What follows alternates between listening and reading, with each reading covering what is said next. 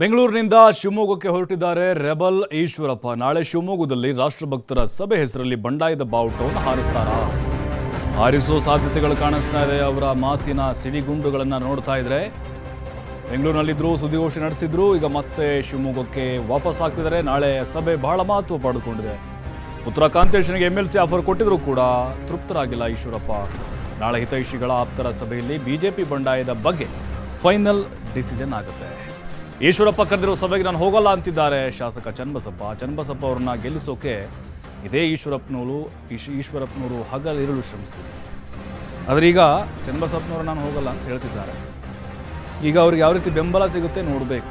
ನಾಳೆಯ ಸಭೆ ಬಹಳ ಮಹತ್ವವನ್ನು ಪಡೆದುಕೊಂಡಿದೆ. ಈಶ್ವರಪ್ಪನವರು ಬಂಡಾಯದ ಬಾವುಟವನ್ನು ಹಾರಿಸ್ತಾರಾ?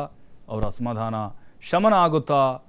ಯಾಕಂದರೆ ಈಶ್ವರಪ್ಪನವ್ರನ್ನ ಮನವೊಲಿಸುವಂತಹ ಪ್ರಯತ್ನ ರಾಜ್ಯ ನಾಯಕರಿಗೆ ಆಗಲಿಕ್ಕಿಲ್ಲ. ಬಹುಶಃ MLC ಮಾಡ್ತೀವಿ ಅಂತ ಹೇಳಿದ್ದಾರೆ ಯಡಿಯೂರಪ್ಪನವರು, ಅದಕ್ಕೂ ಕೂಡ ಅವರೀಗ ತೃಪ್ತರಾಗಿಲ್ಲ.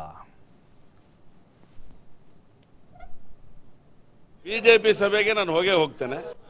ಬಿಜೆಪಿ ಸಭೆ ಆಗಿದ್ರೆ ಮಾತ್ರ ರಾಷ್ಟ್ರಭಕ್ತರ ಬಳಗದ ಸಭೆ, ಭಾರತೀಯ ಜನತಾ ಪಾರ್ಟಿಯ ಸಭೆ, ಇದೆಲ್ಲ ರಾಷ್ಟ್ರಭಕ್ತರು ಭಾರತೀಯ ಜನತಾ ಪಾರ್ಟಿನೇ ರಾಷ್ಟ್ರಭಕ್ತರು ಇರುವಂಥ ಜಾಗ. ಹಾಗಾಗಿ ಭಾರತೀಯ ಜನತಾ ಪಾರ್ಟಿ ರಾಷ್ಟ್ರಕ್ಕೋಸ್ಕರ ಬದುಕ್ತಾ ಇರೋಂಥ ಪಾರ್ಟಿ. ಭಾರತೀಯ ಜನತಾ ಪಾರ್ಟಿ ರಾಷ್ಟ್ರದ ಏಳಿಗೆಗೋಸ್ಕರ ಬದುಕಿದಂಥ ಪಾರ್ಟಿ. ಭಾರತೀಯ ಜನತಾ ಪಾರ್ಟಿ ದೇಶ ಮೊದಲು ಅಂತ ಹೇಳಿದಂಥ ಪಾರ್ಟಿ. ಸೊ ಹಾಗಾಗಿ ದೇಶ ಮೊದಲು ಅಂತ ಹೇಳಿದಂಥ ಕಾರ್ಯ ಮಾಡಲಿಕ್ಕೋಸ್ಕರ ನಾವೆಲ್ಲರೂ ಕೂಡ ಕಂಕಣಬದ್ಧರಾಗಿ ಸನ್ಮಾನ್ಯ ರಾಘವೇಂದ್ರ ಅವರನ್ನು ಗೆಲ್ಲಿಸುವಂಥ ಕೆಲಸವನ್ನು ಈಗಾಗಲೇ ಭಾರತೀಯ ಜನತಾ ಪಾರ್ಟಿ ಅಭ್ಯರ್ಥಿ ಘೋಷಣೆ ಆದಮೇಲೆ ಅವರನ್ನು ಗೆಲ್ಲಿಸುವಂಥ ಕೆಲಸವನ್ನು ಮಾಡಬೇಕಾದ್ರೆ ನಮ್ಮ ಜವಾಬ್ದಾರಿ ಇದೆ. ಆ ಕೆಲಸವನ್ನು ನಾವು ಮಾಡೇ ಅಲ್ಲ, ಅವರು ಭಾರತೀಯ ಜನತಾ ಪಾರ್ಟಿ ಗೆಲ್ಲಿಸ್ಲಿಕ್ಕೋಸ್ಕರ ಇಷ್ಟು ವರ್ಷ ಕೆಲಸ ಮಾಡಿರೋರು ಅವರು. ಹಾಗಾಗಿ ಭಾರತೀಯ ಜನತಾ ಪಾರ್ಟಿ ಗೆಲುವಿಗೋಸ್ಕರ ರಾಷ್ಟ್ರಭಕ್ತರಲ್ಲಿ ಒಟ್ಟಿಗೆ ಒಂದು ಕಡೆ ಸೇರಬೇಕು ಅಂತ ತೀರ್ಮಾನ ಮಾಡಿದ್ರೆ ನಾವೆಲ್ಲ ಒಟ್ಟಿಗೆ ಸೇರಿ ಕೆಲಸ ಮಾಡ್ತೇವೆ.